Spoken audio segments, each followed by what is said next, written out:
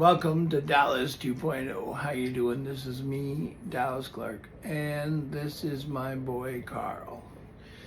He's my emotional support chihuahua, and he's going to be the co-host of our show as things transpire here.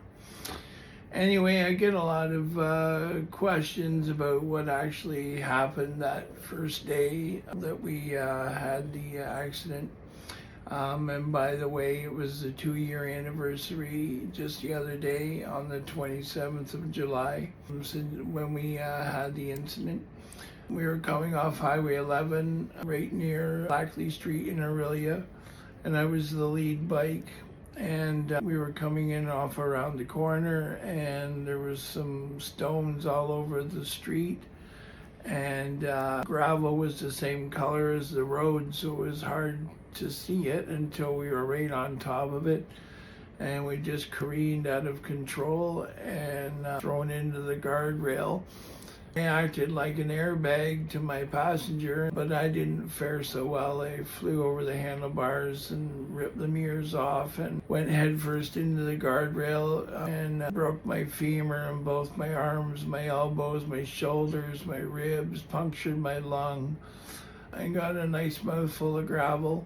My left leg and survived, and my penis, mostly because it had a helmet. It was just, I was unscathed, and it's okay to this day, by the way, in case you're wondering. And then I was taken to Aurelia Hospital, where they just threw their arms up in the air and said, there's not anything we're going to be able to do for this guy. So they loaded me on the orange copter, and they wouldn't let me fly it because I only had one good leg, but they took me to St. Michael's in Toronto, where they proceeded to put Humpty Dumpty back together again. But I had punctured my lung, and so they had to do some ventilation tent style stuff there and put me on life support, and then they had to put me into an induced coma because I guess I was freaking out pretty bad and didn't want to be there for obvious reasons. And then I had 3 or 4 different surgeries, and then on the 4th day that I was there, I ended up having 4 strokes, but thank God the strokes, the clot went up into my brain from my heart, but it broke into 4 pieces, they say. And the one piece was larger than the rest, and that's what caused my right side paralysis.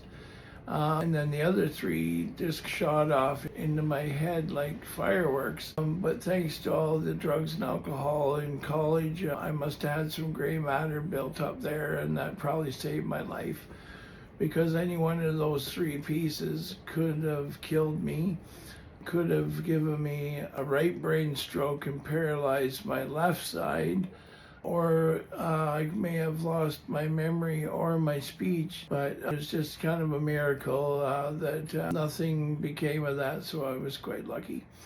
Because of my stroke and my brain injury, I was lucky enough that it happened in the hospital. I'm doing so well today because they were right on top of it. After that, I was in the hospital there for 6 or 8 weeks. I can't remember really, to tell you the truth. But then I was finally unstable enough that I could go back to Huntsville, my hometown, where I was blessed with probably the most people that had ever come to visit anybody in the hospital ever up there. Really, the nurses were pretty upset with how many people were there all the time.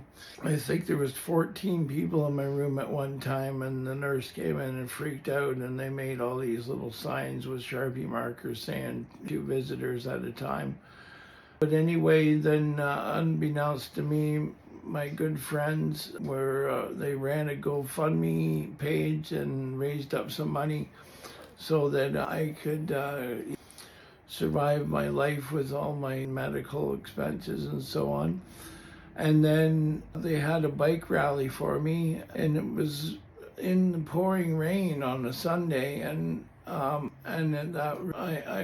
almost made me cry. I was allowed to leave the hospital for an hour and a half and made an appearance at the benefit.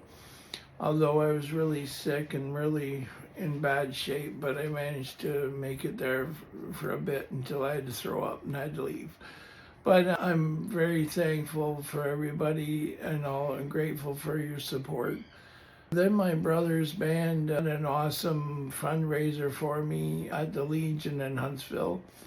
And they raised a bit of money there as well to help me along. So I was pretty grateful for that, and it was a really good show. Being in 4 hospitals and 3 rehabs, I finally was able to settle here in Wasaga Beach, where I live today. And my rehab in Barrie, and I go to the YMCA here and walk in the pool and exercise there as well. And we're going to be showcasing some of the things that I do at those places as the episodes continue. I'm also going to just share with you a little bit about Carl, how we acquired him. Going through Owen Sound one day, and we thought, well, we'll phone them and see if they have any dogs. Carl's mother went to jail, so Carl went to jail. He was in there for 7 weeks in the pen, and it just turned out that when we called over there, they had this guy, and he's a 10-year-old Chihuahua, and that's 70 years old in human life, apparently. And we fell in love with him immediately and paid his bail of $100 and brought him home. We had to fix up his teeth and his nuts and a couple other little things, but he's pretty good now. And he's such a good boy, and he keeps me company. I'm also going to be showcasing some of the other things that I'm doing in my daily life, supporting the Fallen Riders support crew and Pace Law Firm. I'm also launching some music on DistroKid and 150 different streaming services on August 4th. So keep an eye out for that, and you'll be able to get a link to that on my Instagram, Facebook, and TikTok channels. And I'm getting lots of questions, of course, from the biker community, whether I'm going to be able to ride again, and to tell you the truth, I really don't know. Still have my chopper and my bagger, but I'm unsure at this time, but I'll keep you posted. I'm going to keep going on with my physio and fight the good fight, stay positive and determined, beat this stroke and get these muscles and broken bones working again to the best of my ability. Catch you on the next episode. Hope you enjoy your day. See you around.